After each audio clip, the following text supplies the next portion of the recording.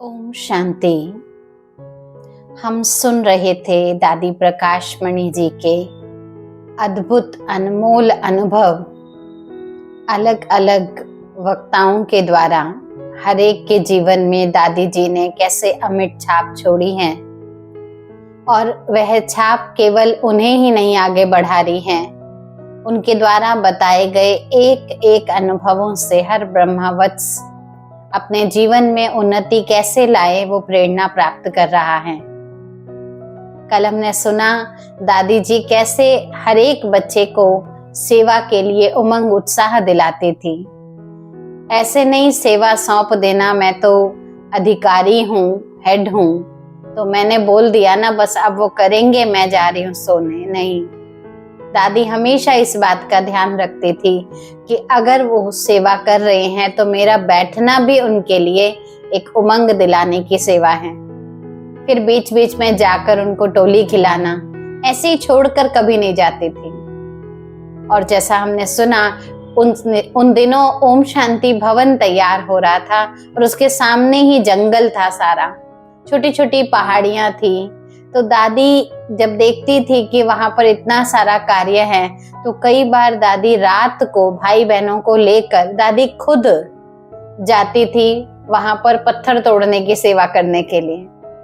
अब दादी खुद लग गई तो कौन भाई बहन कहेंगे रात को क्यों आए, टाइम क्या हुआ है, ये तो सोने का टाइम है। नहीं, दादी खुद समझती थी कि हम अगर जितना हम सहयोग देकर इसको जल्दी जल्दी कार्य पूरा करा सकते हैं तो उसके लिए निमित्त पहले मुझे बनना होगा।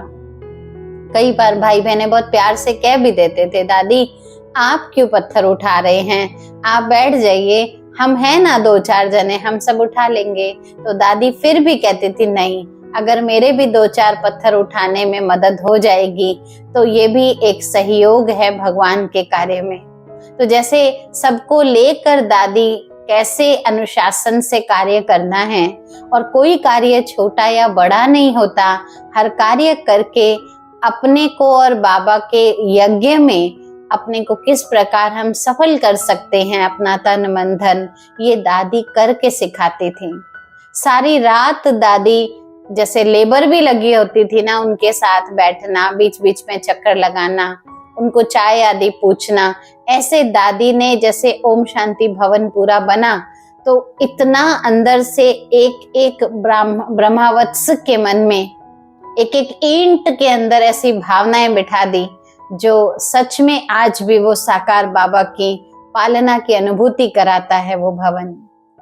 अंत तक भी दादी की सेवा के प्रति भी भावना और पढ़ाई के प्रति भी भावना बहुत ही लग्न रूप से, जिसको कहते एक लगन और मगन अवस्था वाली रही। दूर से भी दादी मिलती थी तो ऐसा नहीं मेरी तबीयत खराब है, अभी तो मेरा शरीर साथ नहीं दे रहा, मेरे से मत मिलने आओ, नहीं, लास्ट तक भी दादी हर एक को दृष्टि देती थी। जैसे लास्ट में भले इन नेत्रों की सेवा हुई लेकिन एक अंग की भी सेवा न रह जाए, दादी का जीवन ऐसा उदाहरण मूर्त था। इसी प्रकार दादी जी के साथ जैसे मोहिनी बहन रहा करते थे, ऐसे ही पूरा स्थूल रीति भी सारा कार्यभार संभालने के निमित्त बनी मुन्नी दीदी जी, वो भी उनके साथ रहते थे। तो मुन्नी बहन भी अपना अनुभव बता रहे हैं कि सन 1967 में जब मैं साकार बाबा से मिलने का मुझे एक अवसर सुंदर प्राप्त हुआ था तो बाबा ने तभी मुझे वरदान दे दिया था और कहा था इस बच्ची को हम मधुबन में रखेंगे, बाबा का भंडारा संभालेंगी है। जबकि वो कोई उम्र नहीं थी उनकी ऐसा कुछ स्टॉक संभालने की, लेकिन बाबा का जैसे वरदान मिल गया। और 1969 में जब ट्रेनिंग हुई थी कन्याओं की तो उसमें मुन्नी बहन को भी शामिल किया गया क्योंकि वो भी उसमें थी, आई हुई थी। तो जैसे ही सारा कार्यक्रम हो गया, ट्रेनिंग हो गई, तो बाबा से मिलन मनवाते हैं, बाबा पूरे ग्रुप से मिलते हैं। तो बाबा के वरदान को साकार करते हुए जैसे दादी ने कहा कि बाबा आपने कहा था ना इनको तो मधुबन में रखना है यज्ञ का स्टॉक संभालने के लिए, तो फिर ये यहीं रह जाए ना। और बाबा का कहना, दादी का ऑफर करना, जैसे मेरा तो जीवन ही वहां समर्पित हो गया। दादी जी की मूरत ऐसी थी प्यार भरी, जो हर कोई उनके प्यार में समर्पित होने को तैयार हो जाता था। मुन्नी बहन बता रही हैं कि पहली बार जब मैंने उनको देखा था, दिल से बड़ी स्नेह की गहराई से मेरा संबंध उसी दिन उसी घड़ी जुट गया था। और दादी प्यार से उनको लवली बेबी भी कहती थी, क्योंकि छोटी भी थी और मीठी मीठी बातों से और हर कार्य में हाँ जी करना। तो ये लाड़ प्यार बड़ा संबोधन था एक दादी के प्रति, जो दादी ने उनको बेबी शब्द बोला। ऐसा नहीं कि कोई ऑफिशियली उनको ऐसा बुलाती थी, कभी प्यार में लाड में दादी इस शब्द से उनको बुलाया करती थी। मुन्नी बहन बता रही हैं कि मैं उनके करीब आना चाहती थी, इसलिए रोज रात्रि को गुड नाइट करने जाती थी। जैसे बड़ों के नजदीक जाते हैं तो कैसे हम कौन सा चांस लें, तो जैसे गुड मॉर्निंग गुड नाइट करने के लिए आती थी। जब गुड नाइट करती थी तो दादी जैसे उनको पास में बुलाकर, क्योंकि छोटी थी तो वो पालना के भाव से उनको गले लगाकर ऐसे कहती थी, अच्छा गुड नाइट, बाबा को भी गुड नाइट करना। ऐसा नहीं कि अपने से जोड़ दिया और छोड़ दिया, नहीं। तो दादी जी का सानिध्य जो उस समय था कि दादी जो सेवा बताती थी वो सेवा करने को वो तैयार रहती थी। क्योंकि दादी जी उस समय हिंदी पत्र आदि लिखने के लिए दादी को दिया जाता था, बाबा ने बहुत सारी चीजें ऐसे पत्रों की जवाब देने की भी जिम्मेवारी सौंपी थी। तो कई बार मुन्नी बहन को दादी बिठाते थे और कहते थे मैं बोलती जा रही हूँ, तुम बस वैसा वैसा लिखते जाना। तो ये सेवा भी जैसे उनके नजदीक रहने की, ज्यादा समय एक क्वालिटी टाइम बिताने की दादी जी का मुझ आत्मा को प्राप्त हुआ। और धीरे धीरे फिर कभी पानी लाना है, चाय लाना है, ऐसे कोई व्यक्तिगत सेवा भी होती थी, तो वो भी दादी का करने का मुन्नी बहन को सौभाग्य प्राप्त हुआ। और वो सेवा नहीं महसूस होती थी, उनको हमेशा लगता था ये सेवा नहीं है, ये तो मेवा है। उनकी सेवा के बल ने ही दादी जी की जो भी प्रेरणाएं और शुभकामनाएं थी, उस सेवा के थ्रू उनको बहुत सारी योग्यताएं प्रदान करी, जिसके कारण दादी जी ने खुद सिखाया यज्ञ में आज्ञाकारी कैसे हुआ जाता है, वफादारी का अर्थ क्या है, फरमान बरदार किसे कहते हैं, ईमानदार कौन होता है, फेथफुल कौन है, जिसका एक बाप दूसरा ना कोई, ऐसा बनकर इस यज्ञ में रहना है। और इतना तक कि हर कार्य करो तो वो कार्य एक्यूरेट होना चाहिए। हर कार्य में स्वयं को एवर रेडी बनाकर रखो। दिल की सच्चाई और सफाई जितनी होगी, उन श्रेष्ठ धारणाओं के कारण, जैसे दादी जी खुद बाबा की दिल की तिजोरी में संभल कर बैठी रही, ऐसे ही बाबा की बताई हुई ये शिक्षाएं जब दादी जी के मुख से मुझ आत्मा को प्राप्त हुई, तो मैंने भी इसको गोल्डन वर्ड्स की तरह लिखकर इन सब धारणाओं को अपने जीवन में धारण भी किया और दिल की तिजोरी में संभाल कर रख भी दिया, जिससे समय समय पर मुन्नी बहन बता रहे हैं कि जिससे समय समय पर मुझ आत्मा को एक शक्ति मिलती थी दादी के उन शब्दों को याद करके। एक बार दादी जी ने प्यार से बोला कि सुनो, जाओ म्यूजियम सजा कर आओ, क्योंकि उन दिनों म्यूजियम नकीले के पास नया बना ही था, भवन लिया गया था, सारी बातें हुई थी। तो अब उसका इनॉग्रेशन करना है, तो थोड़ा दीवारों का थोड़ी ना कोई इनॉग्रेशन होगा, थोड़ा सामान रखा हो, फूल वूल रखे हो, सेटअप करा हुआ हो। तो जब उनको बोला जाओ तो म्यूजियम सेट करके आओ, अच्छा सजा कर आओ, तो मन में उन्होंने सोचा कि मैं अपना तो ठीक से कपड़े पहन नहीं पाती हूँ, और दादी मुझे कहती है कि मॉडल्स को भी सेट करो, क्योंकि म्यूजियम बना है तो वहां मूर्तियां, मॉडल्स, लक्ष्मी नारायण आदि का सब बना है, वो मैं कैसे सेट कर सकती हूँ। अंदर से थोड़ी शंका तो आई, लेकिन दादी जी के समक्ष जब वो शंका प्रकट करी तो दादी जी ने कहा तुम जाओ, तुम कर सकती हो, दादी को मालूम है, तुम्हें नहीं मालूम, आपकी क्षमता आपको नहीं मालूम, लेकिन दादी उस विशेषता को देख रही हैं आपके अंदर। तो दादी का जैसे विश्वास भरा वो शब्द कि तुम कर सकती हो, बस वो शब्द ऐसा था जो दादी जी के इन शब्दों ने ऐसा मिरेकल कर दिया, जो बुद्धि में और कोई विचार आने की मार्जिन ही नहीं रही। तभी एक दर्जी भाई वहां था जो सिलाई आदि सीखता था उनको अपने साथ लेके गई और वहां पर बोला कि हाँ ठीक है, अभी तुम मेरे साथ सहयोग देना। और दर्जी के सहयोग से म्यूजियम में जाकर एक एक मूर्ति आदि का पूरा माप आदि लेकर सारे ड्रेसेस सुंदर से सुंदर बनाई और म्यूजियम सजाने की सेवा पूरी करी। जब पूरी हो गई तो दादी जी को बुलाया गया दिखाने के लिए। दादी ने जब वो देखा और कहा, देखा मैंने कहा था ना हो जाएगा, बहुत बहुत प्यार किया। तो इस प्रकार ये भी बात सीखने को मिली कि बड़े अर्थात दादी जी जो उस समय निमित्त थे, उनकी आज्ञा को जी हाँ करने से कार्य करने की शक्ति भी मिलती है और अपने अंदर की विशेषता भी उभर के आती है। जैसे छोटे बच्चे को कहा जाता है ना, उसी प्रकार दादी जी मुझे भी कहती थी, मुन्नी बहन कह रहे हैं कि ये कर लो कि ये हो जाएगा, अभी ये काम करके ले आना। तो जैसे बच्चे भाग कर करते हैं, वही सुफुर्ती से मैं भी वो कार्य बहुत प्यार से करती थी। भले ही यज्ञ सेवा का छोटे से छोटा कोई कार्य हो या बड़े से बड़ा कार्य हो, दादी जी ने सारे कार्य करने सिखाए। किसी भी कार्य को ना करना, दादी कहती थी, ये आज्ञाकारी का लक्षण नहीं है। और जब कोई कार्य करने के लिए हाँ जी करता था ना, दादी जी के नैनों से उसी समय उस आत्मा के लिए शक्ति और प्यार दिखता था, बरसता हुआ। फिर कई बार प्यार से कह भी देती थी कि हाँ तुम बाबा की ना टोल पुट बच्ची हो, है ना, मीठी बच्ची हो। जैसे टोली मीठी होती है तो पुट माना बच्चा, तो वो मीठी मीठी बच्ची हो जो हाँ जी करती हो। फिर दादी जी के अंग संग रहने के कारण नेचुरल है, सारा समय दादी के हर कर्तव्य को देखने का सौभाग्य प्राप्त हुआ। तो कुछ कुछ देख कर ही कुछ योग्यताएं मेरे अंदर भी आने लग गई। मुझे खास मेहनत नहीं करनी पड़ी। ये खास मुन्नी दीदी जी बता रहे हैं अपने जीवन परिचय में कि जैसे पारस के संग रहकर लोहा भी पारस जैसा अमूल्य हो जाता है, ऐसे मैं दादी जी के संग रही।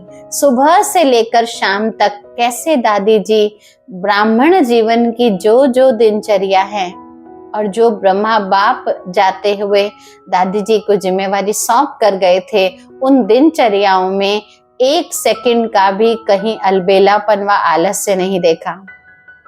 एक्यूरेट दिनचर्या में सुबह से रात्रि तक व्यस्त रहती थी और सब कुछ करते हुए भी हर ब्रह्मावत्स के प्रति प्यार भरी दृष्टि के नयन जो पड़ते रहते थे, वो जब मुन्नी दीदी को भी उनका संग प्राप्त हुआ इन सब चीजों का, तो कहती हैं मेरे अंदर से एक उमंग उमड़ कर आता था कि क्या मेरा भाग्य जो मुझे ऐसी महान पारसमणि जैसी हस्ती के साथ रहने का सौभाग्य मिला। और यही वो समय था जिसके कारण दादी जी जब सारा कार्य होने पर मैं साथ होती थी, मैं भी कमरे में जाते गुड नाइट करती थी, तो दादी जी का मीठी दृष्टि देना सारे दिन की थकावट दूर कर देता था। मन से तो संकल्प होता था कि बस मैंने नहीं जाना, बस यहीं रख लो, लेकिन अंदर से होता था कि हाँ ये नजरें दादी जी की नहीं है, ये स्वयं भगवान की नजर है जो हमको देख रही हैं, हमको शक्ति दे रही हैं और अपनी नजरों से हमें निहाल कर रही हैं। जाना और फिर आना, ये तो सेवा का एक उमंग और एक तरीका होता है। बाकी तो बाबा हमेशा हम बच्चों को यही सिखाते हैं, जैसे दादियों ने एक तरह से सेवा के लिए सदा अपने को ऑफर किया और न्यारे रहे। कभी भी ऑफर के बाद किसको डिपार्टमेंट दिया, इसकी तरफ भी अपनी बुद्धि नहीं चलाई। तो दिल में जो दादियों के प्रति और खास बड़ी दादी जी प्रकाशमणि दादी जी के साथ जो उन्होंने पल बिताए, उन पल के प्रति जब जब वो बातें याद करती हैं तो मुन्नी बहन का दिल गुनगुनाता है और कुछ चंद लाइनें गाता है कि तुमको अपना नसीब समझा, सबसे ज्यादा करीब समझा, तुमको पाकर स्वयं से दादी जी सारे जग को गरीब समझा। क्योंकि जहाँ दादी से जो जो हमें एक एक गुणों की प्राप्ति हुई, जीवन अमूल्यवान हो गया, तो जग में और क्या ही रखा था, कहाँ ही जाते हम कुछ लेने के लिए। तो ओम शांति भवन, उसके बाद तो फिर देखिए क्या तांता लग गया, एक म्यूजियम सजाया और दादी जी का वरदान जैसे फलीभूत हो गया।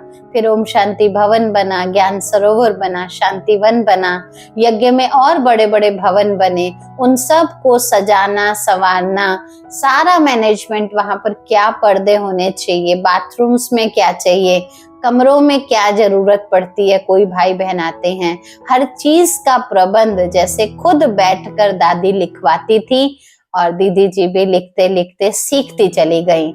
और इस आज्ञा को जैसे मान लेने से दिल से एक तरह से एक, जिसको कहते हैं दुआ निकलती है दादी की, जो ऐसा लगता था वही करा रही हैं आज दिन तक भी। आज दिन तक भी बैठती हूँ पेन पेंसिल लेकर कुछ करने के लिए, लगता है दादी सामने बैठकर बता रही हैं ऐसा करना चाहिए, ऐसा करना चाहिए।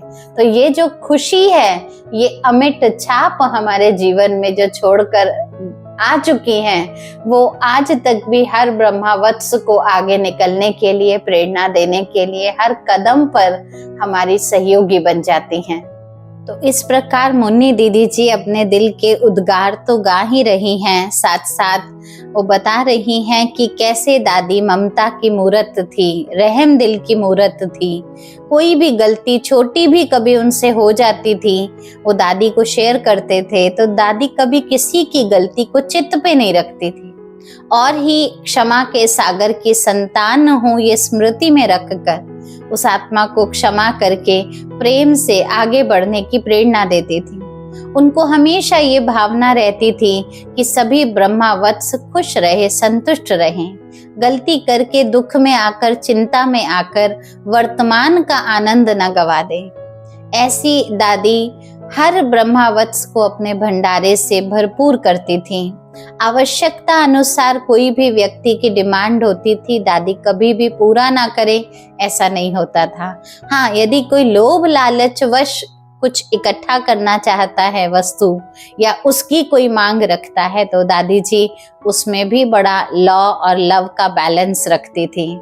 दादी निद्रा जीत बहुत थी, क्योंकि मुन्नी बहन जी का दादी जी के साथ बहुत समय तक अंग संग रहना हुआ, तो दिन रात देखती थी दादी सारे ब्राह्मण परिवार को, जो भी सामने आता था किसी भी समय, कभी खाने के टेबल पर बैठे हैं तब आ गया कोई व्यक्ति, या सोने गई थी, लेटी थी, उसी समय कोई व्यक्ति आ गया, तो दादी तुरंत उसी समय बिस्तर से उठकर जाती थी, कहती थी देखो वो व्यक्ति कितनी भावना लेकर भगवान से मिलने आया है, और मैं सो जाऊं? नहीं। ऐसी अथक सेवाधारी, ऐसी निद्रा जीत दादी थी। और इतना तक कि रात्रि को भी 2 बजे उठकर अमृत वेले का जो योग होता है दादी अवश्य करती थी, नियमित रूप से करती थी। कॉपी पेन लेकर कई बार बैठी होती थी, क्योंकि बाबा बताती थी कि बाबा मुझे सुबह सुबह बड़ी अच्छी अच्छी टचिंग्स देते हैं यज्ञ सेवाओं की उन्नति प्रति, और वो सेवाओं की उन्नति जो भी टचिंग होती थी वो सभी ब्रह्मावत्सों के साथ शेयर भी करती थी। ऐसा नहीं कि मैं सुबह की उठी हूँ अब मुझे सोना है, ये भावना नहीं थी। उठना भी जैसे एक आनंदमय था, इसलिए कोई थकान की अनुभूति नहीं होती थी। यज्ञ में हजारों भाई बहन ब्राह्मण रूप में आते थे, कोई वीआईपीज भी आते थे, कभी कभी तो 30,000 से भी अधिक की संख्या ब्रह्मावत्सों की यज्ञ में पहुंच जाती थी। लेकिन दादी जी अपनी नजरों से निहाल करने के लिए एक एक ब्रह्मावत्स को उसी प्यार, उसी पालना, उसी रहम दिली से दृष्टि अवश्य देती थी। ऐसे नहीं कि मैं हेड बन गई हूँ, मैं प्रशासिका हूँ, ये कोई टाइम है आने का, नहीं। उनको उनकी भावनाओं को पढ़ना आता था। ऐसी त्याग और सादगी की मूरत आदरणीय दादी जी थी। मुरली से दादी का इतना प्यार था, जैसे जिगर की धड़कन होती है ना दिल की, ऐसे मुरली थी दादी के जीवन में। जैसा हम पहले भी सुन चुके हैं, मोहिनी बहन भी बता रहे थे, दिन में 2-3 बार अवश्य पढ़ती थी। जब तक स्वस्थ रही, माना शरीर से सब कुछ अपने हाथ से करने के लायक रही, तब तक तो मुरली अवश्य सुनती भी थी और क्लास में जाकर सुनाती भी थी, कितनी भी तकलीफ हो। उनसे पूछा जाए दादी आप ठीक हो, कहती थी बिल्कुल, मैं बिल्कुल सुखी हूँ, मेरे से सुखी और कौन हो सकता है। और अंत में भी जैसे बिस्तर पर लेटी हैं तो बैठे बैठे अंदर से महसूसता होती थी, मैं सूक्ष्म वतन के नज़ारे देख रही हूँ। फरिश्ते की सेवा करने के लिए बाबा सूक्ष्म वतन में मुझे चक्कर लगवा रहे हैं। ऐसे बैठे कितने ही भाई बहन आते थे, बिस्तर से अगर नहीं भी उठ पाई कभी तबीयत के कारण, तो जैसे दादी कॉटेज में वहाँ बिस्तर है तो वहीं खिड़की खोलकर भी एक एक को दृष्टि देना, जैसे दर्शन देती हैं देवियाँ, ऐसे दादी जी के भी दर्शन अंत तक सर्व आत्माओं को होते रहे। टोली से हर किसी को पालना और प्यार प्राप्त कराती थी। उनका चेहरा और उनका प्यार भरे नयन, वो मुस्कुराता हुआ वो जो भाव उस चेहरे पे दर्शाया जाता था, वो आज तक भी भूल नहीं सकता है। इसलिए मोहिनी बहन बहुत प्यार से ये शब्द कह रही है, वो दिल कहाँ से लाऊं तेरी याद जो भुला दे। वो दिल तो, दिल की धड़कन तो बाबा, मुरली, दादी ही थी और हमेशा ही रहेंगी। ये तो थे मोहिनी बहन जी के, दादी जी के साथ के अनमोल अनुभव। आगे और भी मुख्य भाइयों ने भी जो दादी जी के अंग संग इतने वर्ष अनुभव प्राप्त करे, वो भी हम अगले एपिसोड में सुनेंगे। आज के लिए इतना ही। ओम शांति।